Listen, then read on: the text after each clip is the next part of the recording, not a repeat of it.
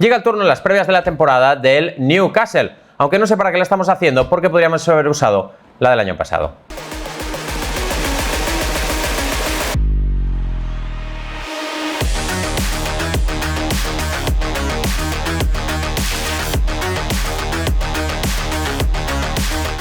Newcastle United, ¿dónde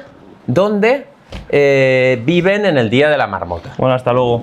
Hasta luego, chao. No ha pasado nada, chavales. Día de la marmota. Spoiler, no ha pasado nada.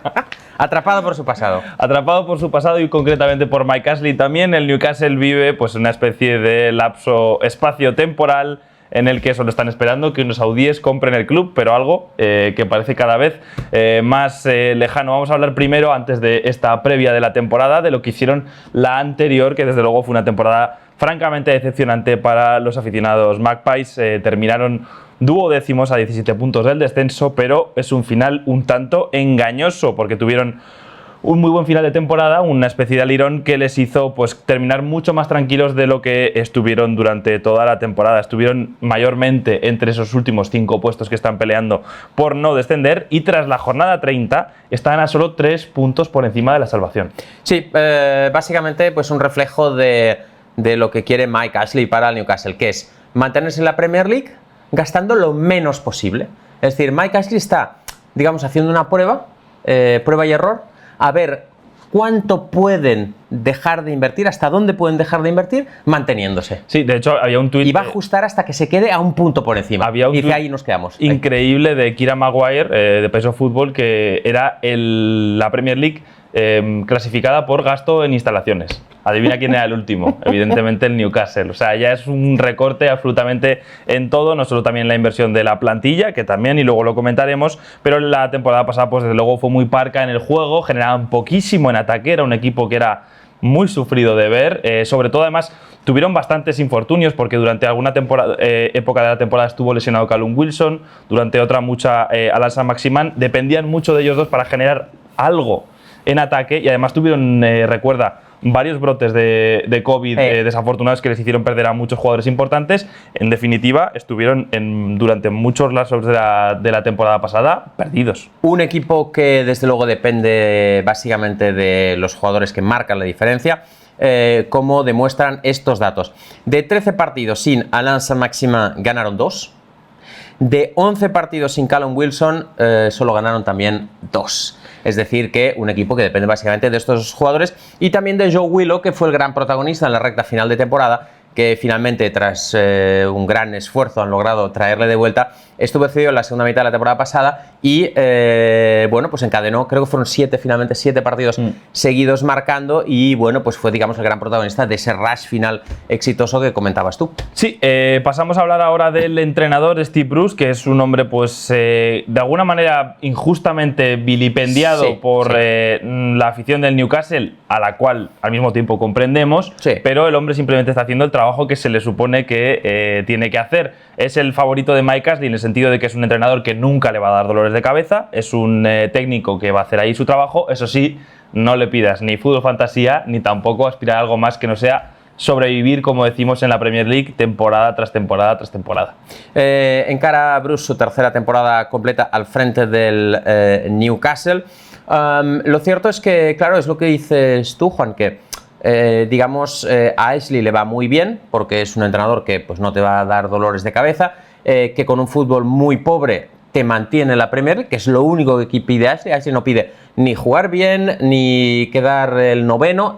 Ashley lo único que pide es, con lo poco que te dé, mantén al equipo en la Premier, y eso lo hace Steve Bruce. Él no tiene la culpa de que Ashley le haya nombrado entrenador, él hace su trabajo lo mejor que puede. Entiendo que los fans del Newcastle quieren algo mejor, pero si quieren algo mejor, lo que hay que hacer no es cambiar de entrenador, es cambiar de dueño. Sí, y además también el riesgo es que una temporada tonta, ya le hemos dicho siempre el ejemplo del Stoke, pues te vayas para abajo y entonces ya no hay Dios que venda el club, ya no te vale Steve Bruce, etcétera, etcétera, etcétera. Además, Steve Bruce, que tuvo medio pleito el año pasado con la plantilla, sobre todo con Matt Ritchie, a mitad de temporada, así que vamos a ver cuál es un poco su posición, pero desde luego parece que tampoco es ni respetado por la afición ni en exceso por la plantilla. Así que la verdad es esa que es la impresión que da un poco desde fuera. Matt Ritchie le mentó la madre, como dicen los mexicanos, y daba la impresión de que le iba a apartar del equipo, le medio apartó, pero luego volvió rápidamente a la semana siguiente. Dijo que no tenemos más. Claro, es que dijo, Matt, te vas a entrenar con el sub-23. Y alguien le dijo, Steve, es que no completamos 11. Matt, vente un segundo, por favor. Vente un segundo. La broma, tranquilo. Vamos a hablar de las llegadas. Vamos a hablar de las llegadas. Hemos hablado ya de Joe Willock, que tuvo una exitosa cesión la temporada pasada, era la principal petición de Steve Bruce, y finalmente el Newcastle ha conseguido llegar a un acuerdo con el Arsenal en torno a 20-25 millones de libras para que el joven centrocampista inglés recale de nuevo en el norte. Y luego han incorporado, Juan, algunos jugadores jóvenes con vistas a futuro. Sí, como pueden ser Cameron Ferguson, que llega del Tranmere Rovers, Remy Savage, que llega del Liverpool, o Chadwick, que ya del Chelsea, pero desde luego pues ningún fichaje para lo que es la primera plantilla, aparte de Joe Willock. Faltan como incorporaciones quizás un central zurdo, que es uno de los objetivos del equipo, y un centrocampista de perfil defensivo, pero ya sabéis pues que hay un gran condicionante en el Newcastle, además de Mike Ashley, y es una pues muy rígida política de fichajes. Ya sabéis que ellos se niegan a desembolsar cantidades notorias por jugadores que sean mayores de 24 años. Hicieron una excepción bastante inusual en Callum Wilson, sí, al que ficharon a pesar de tener 28 años, pero por ejemplo en su momento Benítez tuvo bastantes peleas con Ashley por este tema. Por ejemplo, él prefería a Rondón, no hubo manera de ficharlo, pero luego si hay que soltar 40 millones por Joelinton, se sueltan tranquilamente. O sea, es una política de fichajes un poco curiosa. Por ejemplo, Willock evidentemente encajaba en ella porque es un jugador joven, pero si no tiene potencial para llegar al equipo, jugar bien y luego poder ganar dinero con su venta, no llega a Newcastle. Bueno, es momento de hablar ahora de salida. Se ha marchado Christian Atsu, se ha marchado Andy Carroll, que ya sabéis que es un chico formado en el Newcastle, aunque luego se fue al Liverpool, estuvo en el West Ham, acabó volviendo al Newcastle y se ha ido sin renovar contrato, y el club a día de hoy sigue sin decir ni una palabra. Esto es alucinante. No sabemos si luego tratarán de repescarlo a una última hora, si no fichan a nadie. No sabemos por qué no han comunicado nada. Es curioso, además, siendo que Mike Ashley, en los pleitos que tiene con la Premier League, le reclama más transparencia. Transparencia, de momento, está viendo poca, pero a mí esto me huele a que Carroll está en stand-by. Si finalmente no fichan a nadie, Andy, vente aquí otra vez. Y si finalmente fichan a alguien y no le fichan, entonces, Andy, gracias por todo. En fin, se desvincula del club y tal, que dices, bueno, esto ya pasó hace 3 meses, pero sí, bueno. Bueno, trialist. También Reece Saibet, que ha acabado su contrato, un fichaje de hace no sé cuántos años, que todavía estaba Alan Pardew, de la época en que todavía fichaban un montón de franceses. Finalmente se ha marchado Reece Saibet. Se ha marchado Yoshinori Muto, que ha vuelto a su país natal y se ha ido al Vissel Kobe. Sí. ¿Quién más se había ido al Vissel Kobe? Bojan, eso es, Vissel Kobe. Bueno, Vissel Kobe, cuidado, Muto, Bojan. Iniesta sigue, ¿no? Iniesta yo creo que debe seguir. Bueno, pues ahí está, Yoshinori Muto, que no, bueno, pues que no ha triunfado, digamos, en el norte de Inglaterra. Ha estado en mute, ¿no? Sí. Había un ha hecho mutis por el... Mutis, sí, claro. Y Florian Lejeune, que se va de Newcastle cedido a... Bueno, se va gratis al Alavés, así que bueno, va a jugar en la Liga Española, y aparte de todas estas salidas no hay rumores sobre ninguna otra. Que Florian Lejeune sería el equivalente a Ashley Young, porque Ashley Young sigue siendo Young aunque los años pasan, y Florian Lejeune, que en francés es el joven, Lejeune, pues a pesar de que los años también pasan. Está hecho un chaval, ¿no? Claro, está el chaval. Te falta la tesis de que estuviera hecho un chaval. Que no es el caso, pero bueno. Ya decimos, salidas que en principio, pues bueno, no son ninguna de especial relevancia, pero pues tampoco ha habido incorporaciones para suplirlas. Tampoco hay rumores sobre grandes traspasos que involucren a jugadores de Newcastle. Resumen de esta previa, la vida sigue igual. Sí, life goes on. Life goes on. Y así vamos a repasar la plantilla. Había una canción, ¿no? La vida sigue igual. ¿Julio Iglesias?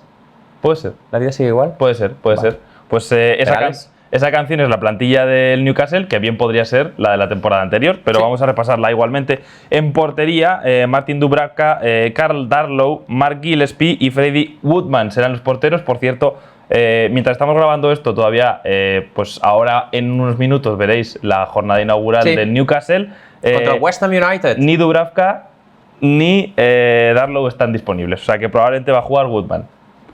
Buen inicio de temporada. A tope con Mijael Antonio. Centrales, Jamal Lascelles, Fabian Schär, Kieran Clark y Fede Fernández. Bueno, yo creo que ahí están bien cubiertos. Sí, me gustan los centrales. Lateral izquierdo, Jamal Lewis, que llegó el año pasado del Norwich, y Paul Dammett, el incombustible Paul Dammett, y en el lateral derecho Emil Kraft y Javier Manquillo, que finalmente renovó su contrato. Eso es, en el centro del campo tenemos a Isaac Hayden, Sean Longstaff, Matty Longstaff, que veremos qué pasa con su futuro, John Josh Shelby, Jeff Hendrick, y luego también como jugadores de un poco más centrocampistas, quizás de un perfil algo más ofensivo, pues están Matt Ritchie, Jacob Murphy, Joe Willock, Alex Maximan, Miguel Almirón, Ryan Fraser, y arriba como delanteros Callum Wilson, Joelinton y Dwight Nazario Gale. Claro, aquí hay jugadores pues un poco mezclado de todo, ¿no? O sea, Maxima, que es pues un media punta, un jugador de banda, Almirón, que un poco también, Fraser, que es más de banda, más Rich es más de banda. Sí, también depende mucho de la formación con la que jueguen. Muchas claro, veces, Willow, que es más un centrocampista. A lo largo de la temporada pasada acabaron jugando yo creo que en general mejor con defensa de 3, pero también apostaron a veces por línea de 4. Así que depende un poco de ese perfil. Pues, por ejemplo, Matt Ritchie te puede servir para jugar de carrilero. Sí. Así que veremos cuál es la estrategia de Steve Bruce. Es que me he reído porque siempre que oigo Longstaff, y además has dicho Sean Longstaff, Matty Longstaff, recuerdo a Jordi Rick, que teníamos que mencionarlo en esta previa, nuestro aficionado. Bueno, ahí lo tenéis. Ahí está. No sé si se verá o no, pero... No, no se verá porque no tenemos toma. Bueno, de hecho, está. vamos a estar muy pendientes. Y hay un vídeo muy gracioso donde él dice, porque le ganan, no sé a quién le ganan, al Manchester City, no sé quién, Longstaff. No auténtico genio, Jordi Rick. Si no ha fallecido tristemente, que esperemos que no. Es más probable que haya fallecido el señor mayor que se encuentra, Claro. que se le queda mirando. Que también está en la foto. Es magistral ese vídeo, Es magistral. Longstaff. Y el señor mayor al lado. Como diciendo, a mí que me contas. Si yo venía aquí a ver el fútbol. Además, por supuesto, el señor mayor con bufanda y abrigo y Jordi Rick con una camiseta. Una camiseta, pero toda la que lleva encima, también te digo. Y eso abriga que no veas. Muy pendientes a los aledaños de Newcastle. Bueno, de la ciudad de Newcastle en general, para ver si está vivo. La única novedad importante para el Newcastle es la vuelta de los fans, porque es uno de los estadios más grandes, St. James's Park. Sí. Los estadios más grandes de la Premier League, más de 50.000 localidades. Para escuchar las pitadas que se van a venir. Va a estar muy grande, muy lleno, pero muy En el largo. caso del Newcastle, claro, no sé si que vuelvan los aficionados es una buena noticia necesariamente para el equipo. Para el entrenador seguro no. Steve Bruce está sudando ya como diciendo, con lo tranquilos que estábamos a puerta cerrada, madre mía. Con lo bonito que es el silencio, Ahora me van a tirar aquí. interrumpirlo con este concierto de Me viento. van a tirar vegetales. Otra vez. Hombre, algún repollo le cae fijo, Hombre. Bueno, Madre mía. vamos a ver de las expectativas del Newcastle, que ya os digo que son cero.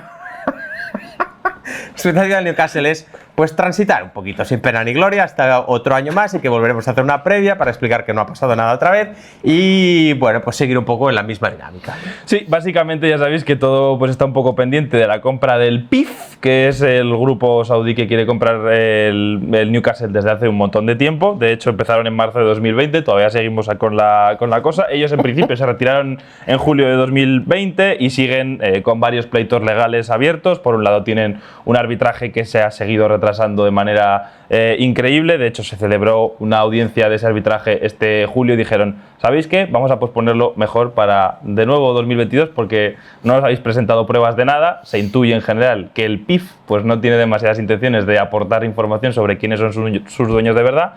Además, Mike Ashley ya le dio la calentada y abrió un caso en el Tribunal de la Competencia a nivel personal contra la Premier League, como diciendo, me tenéis hasta las bolas ya.